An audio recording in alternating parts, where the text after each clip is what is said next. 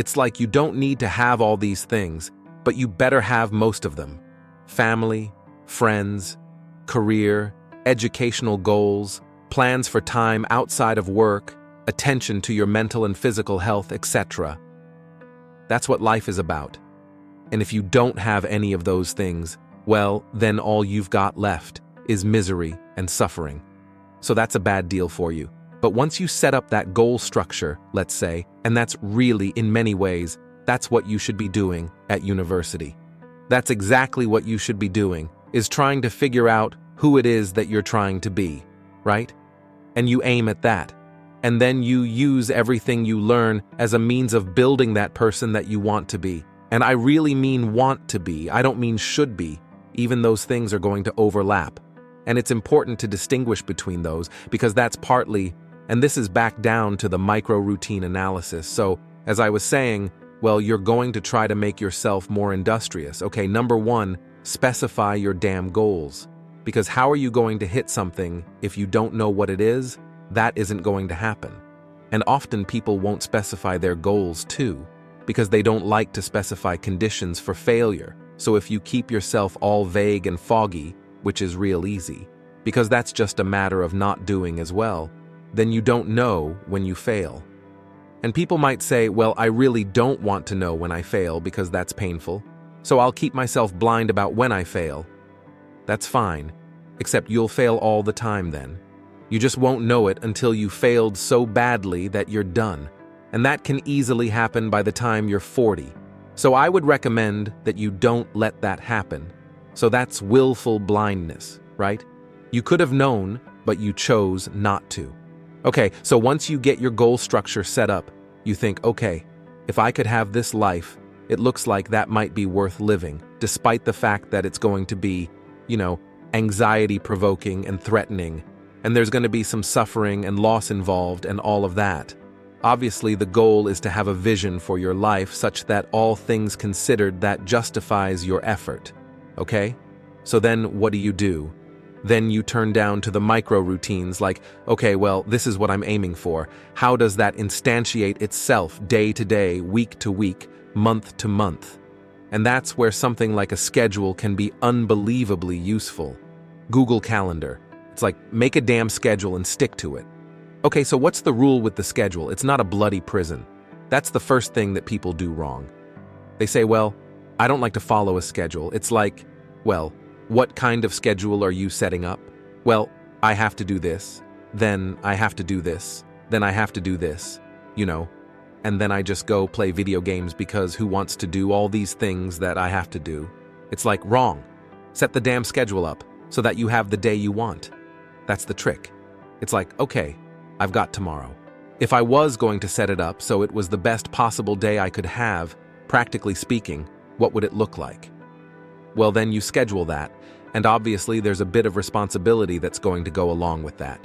Because if you have any sense, one of the things that you're going to insist upon is that at the end of the day, you're not in worse shape than you were at the beginning of the day, right? Because that's a stupid day. If you have a bunch of those in a row, you just dig yourself a hole and then you bury yourself in it. It's like, sorry, that's just not a good strategy. It's a bad strategy. So maybe 20% of your day has to be responsibility and obligation, or maybe it's more than that, depending on how far behind you are. But even that, you can ask yourself, okay, well, I've got these responsibilities. I have to schedule the damn things in. What's the right ratio of responsibility to reward? And you can ask yourself that, just like you'd negotiate with someone who is working for you. It's like, okay, you've got to work tomorrow. Okay? So I want you to work tomorrow. And you might say, okay, well, what are you going to do for me that makes it likely that I'll work for you? Well, you could ask yourself that. Maybe you do an hour of responsibility and then you play a video game for 15 minutes. I don't know, whatever turns your crank, man. But, you have to negotiate with yourself and not tyrannize yourself. Like you're negotiating with someone that you care for, that you would like to be productive and have a good life. And that's how you make the schedule. It's like, and then you look at the day and you think, well, if I had that day, that'd be good. Great. and you're useless and horrible, so you'll probably only hit it with about 70% accuracy, but that beats the hell out of 0, right? And if you hit it even with 50% accuracy, another rule is, well, aim for 51% the next week, or 50.5% for God's sake, because you're going to hit that position where things start to loop back positively and spiral you upward. And so that's one way that you can work on your conscientiousness. It's a plan of life you'd like to have, and you do that partly by referring to social norms.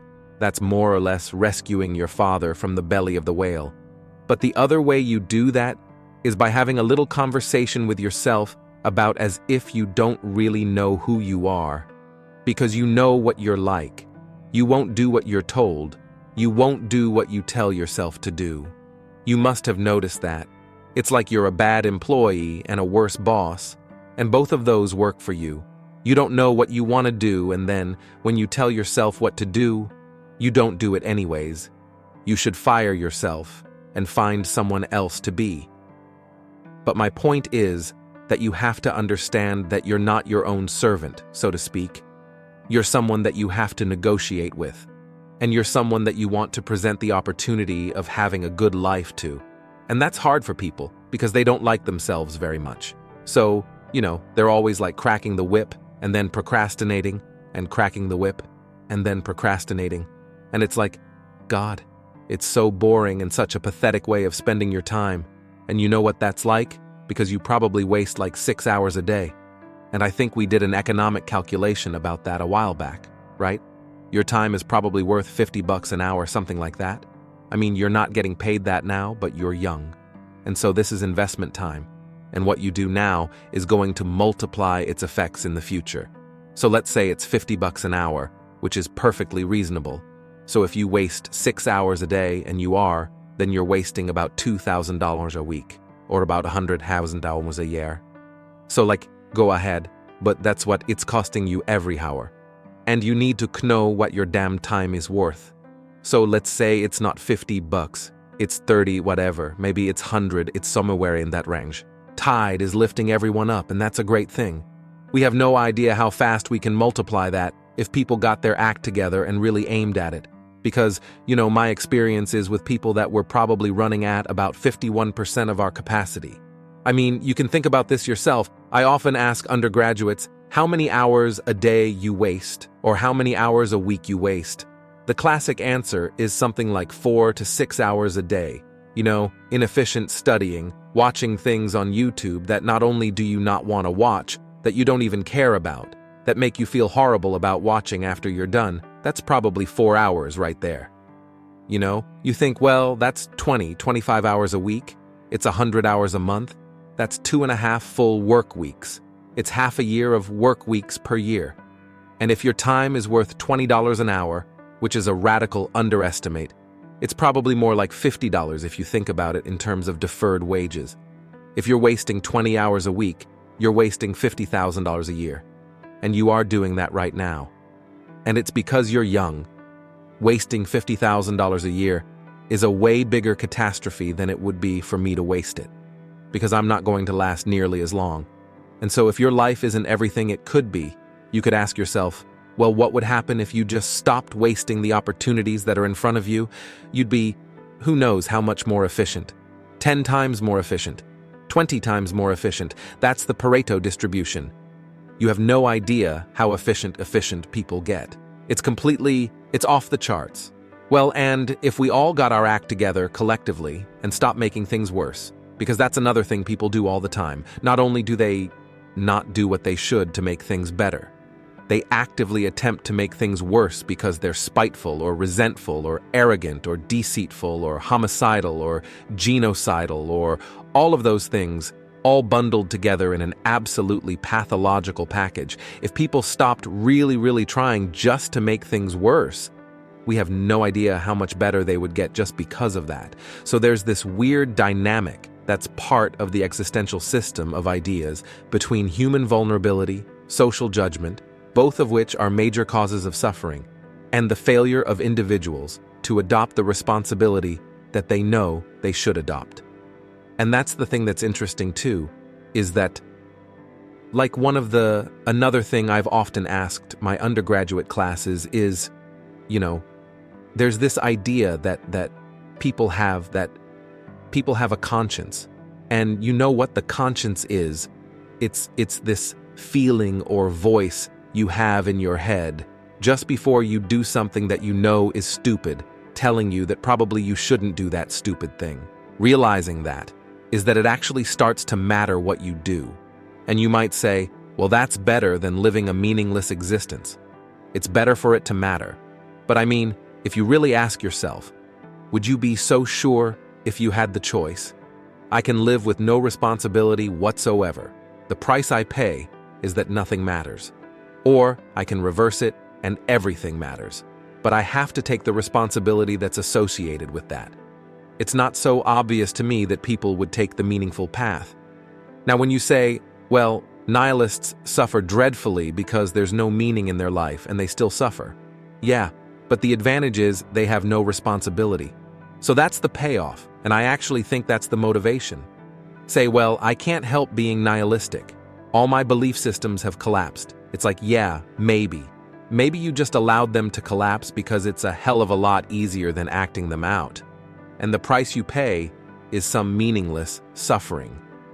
But you can always whine about that and people will feel sorry for you. And you have the option of taking the pathway of the martyr. So that's a pretty good deal, all things considered, especially when the alternative is to bear your burden properly and to live forthrightly in the world. Well, what Solzhenitsyn figured out, and so many people in the 20th century, it's not just him, even though he's the best example, is that if you live a pathological life, you pathologize your society, and if enough people do that, then it's hell. Really. Really. And you can read the Gulag Archipelago if you have the fortitude to do that. And you'll see exactly what hell is like, and then you can decide if that's a place you'd like to visit. Or even more importantly, if it's a place you'd like to visit and take all your family and friends, because that's what happened in the 20th century. How to think about motivation? Well, think about it from the hypothalamic perspective. So we could say one thing that motivation does is set goals. We could say that emotions track progress towards goals. And I'm going to use that schema, even though it's not exactly right. So you say, well, motivation determines where you're going to aim. So if you're hungry, you're going to aim at something to eat.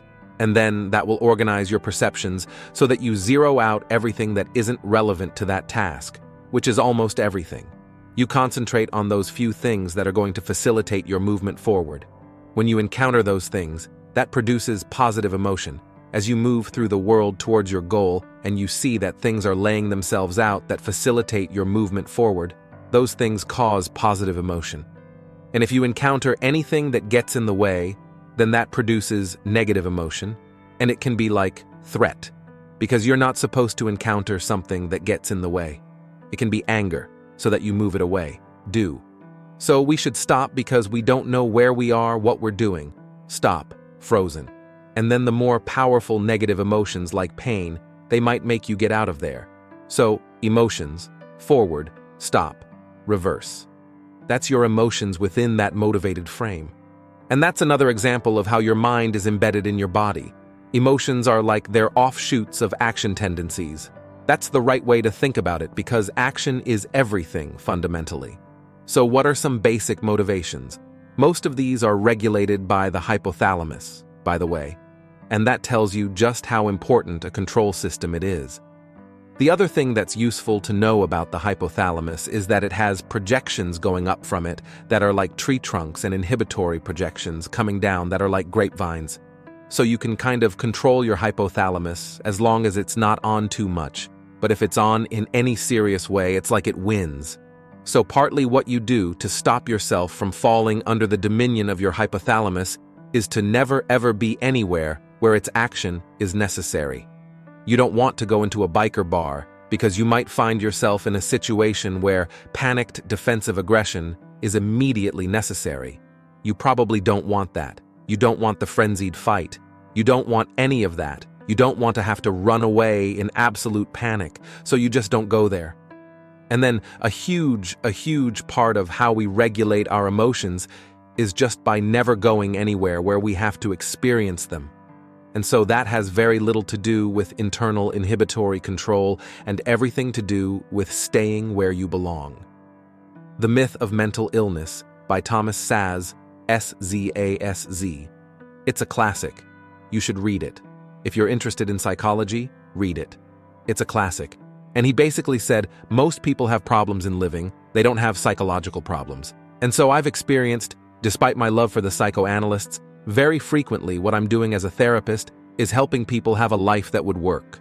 And you can parameterize that. It's like, what do you need? How about some friends? That, kind of like that. How about an intimate relationship with someone that you can trust that maybe has a future? That'd be good. How about a career that puts you in a dominance hierarchy somewhere, so at least you've got some possibility of rising, some possibility of stabilizing yourself, and a schedule and a routine, because no one can live without a routine. You just forget that. If you guys don't have a routine, I would recommend, you get one going, because you cannot be mentally healthy without a routine. You need to pick a time to get up, whatever time you want. But pick one and stick to it, because otherwise you dysregulate your circadian rhythms, and they regulate your mood, and eat something in the morning. I've had lots of clients who've had anxiety disorders. I had one client who was literally starving. Very smart girl. There's very little that she liked. She kind of tried to subsist on half a cup of rice a day. She came to me and said, I have no energy. I come home, all I want to do is watch the same movie over and over. Is that weird? And I thought, well, it depends on how hard you work. It's a little weird, but whatever. It's familiar, you're looking for comfort. So I did an analysis of her diet. It's 3/4 of a cup of rice. It's you're starving, eat something, you'll feel better. So she modified her diet and all her anxiety went away and she had some energy. It's yeah, you gotta eat. So, schedule, that's a good thing, man. Your brain will thank you for it. It will stabilize your nervous system. With a bit of a plan, that's a good thing.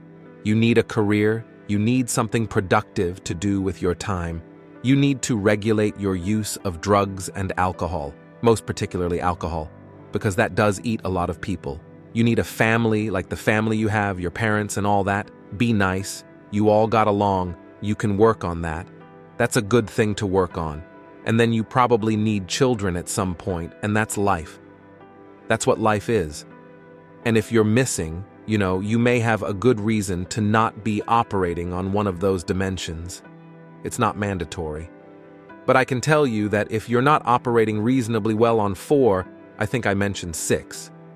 If you're going to be psychologically thriving, and that's more pragmatic in some sense than psychological, right? Human beings have a nature, there's things we need, and if we have them, well, that's good, and if we don't have them, well, then we feel the lack. And so behaviorists, behavioral psychologists, concentrate a lot more on that sort of thing. It's practical, it's like strategizing, make a career plan, figure out how to negotiate, because that's bloody important. Figure out how to say what you need. Figure out how to tell the truth to people. Figure out how to listen to your partner in particular. Because if you listen to them, they will actually tell you what they want. And sometimes you can give it to them, and maybe they'll return the favor. And if you practice that for 15 years, well, then maybe you're constantly giving each other what you want. Well, hooray, that would be good. And then there's 2 of you under both circumstances. And it's better to have 2 brains than 1, because people think differently because of their temperament mostly. And so the negotiation is where the wisdom arises. And it's part of the transformation, the psychological transformation that's attendant on an intimate relationship, and one of the fundamental purposes of a long-term intimate relationship.